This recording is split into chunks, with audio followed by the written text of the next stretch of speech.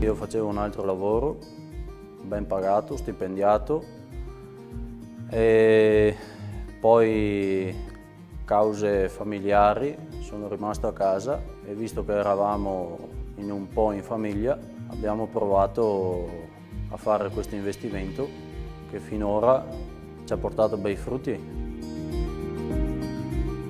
I primi tempi non sono stati facili perché eravamo solo allevatori, da partire da allevatore, cominciare a trasformatore e commerciante è stato molto difficile. Allevare in montagna è molto più faticoso di allevare in pianura o in collina dove ci sono 1000 comodità, strade migliori, campi migliori. In montagna è tutto più difficile. E dentro ogni forma c'è un impegno maggiore, c'è una difficoltà maggiore nel produrre il litro di latte e quindi c'è un impegno molto più grande per produrre una forma di formaggio.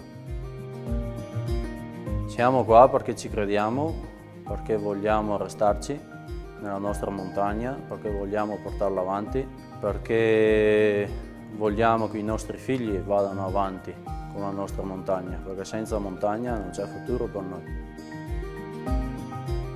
Siamo partiti solamente 4 anni fa e già dopo il secondo anno abbiamo già vinto dei premi abbastanza importanti che ci danno la forza anche questi di andare avanti, di portare avanti i prodotti in cui crediamo.